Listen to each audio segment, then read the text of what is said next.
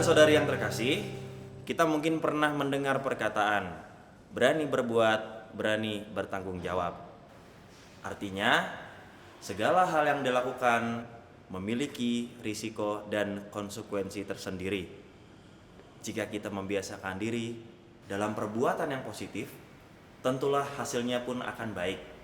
Begitu pula sebaliknya, jika perbuatan negatif yang selalu kita biasakan, maka cepat atau lambat hasil yang buruklah yang akan kita dapatkan. Seseorang akan terlihat integritasnya apabila sesuatu yang ia yakini positif adalah sesuatu yang benar dan baik untuk dilaksanakan.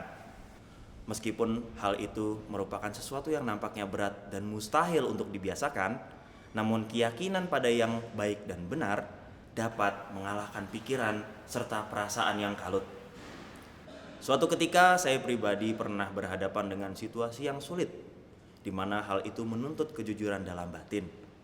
Di saat seperti itu, muncul rasa ingin cari aman, supaya situasi itu cepat berlalu. Muncul juga kebingungan bagaimana harus menjawab. Apalagi yang ada di hadapan saya saat itu adalah figur yang saya hormati. Tentu saja, di dalam situasi tersebut, saya bisa memilih untuk tidak jujur. Sehingga saya tidak terkena masalah dan berada dalam situasi yang aman. Akan tetapi, bukankah hal itu sama dengan bersaksi dusta? Sehingga saya dengan sengaja menolak Roh Kudus yang mencoba membentuk saya dikala berada dalam situasi tersebut. Meskipun pada akhirnya ada konsekuensi yang harus diterima, namun ada rasa gembira saat saya membiarkan Roh Kudus bekerja sebagaimana mestinya. Dalam bacaan-bacaan yang akan kita dengarkan esok hari, akan disampaikan pesan-pesan yang menantang integritas kita sebagai pribadi beriman Kristiani.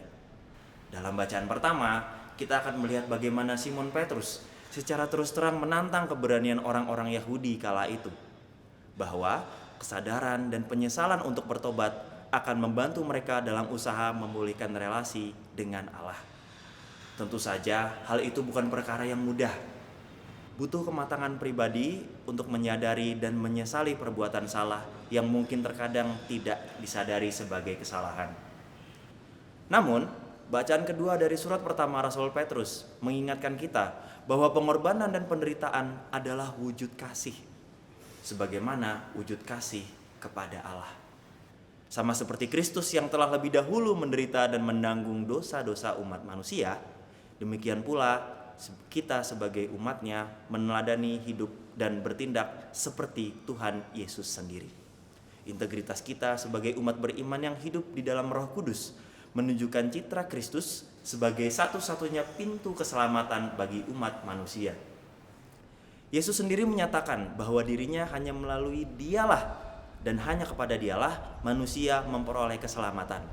Sebab Yesus datang agar orang-orang menjadi percaya dan hidup dalam kelimpahan berkat. Semoga rahmat dari pekan kebangkitan Tuhan yang masih kita rayakan ini semakin membentuk integritas kita sebagai citra Kristus yang tidak pernah takut untuk berjuang dalam situasi yang baik dan menjadi pribadi yang positif, serta selalu berani berkorban sebagai tanda cinta dan persembahan kepada Allah, Sang Pemberi hidup. Tuhan memberkati.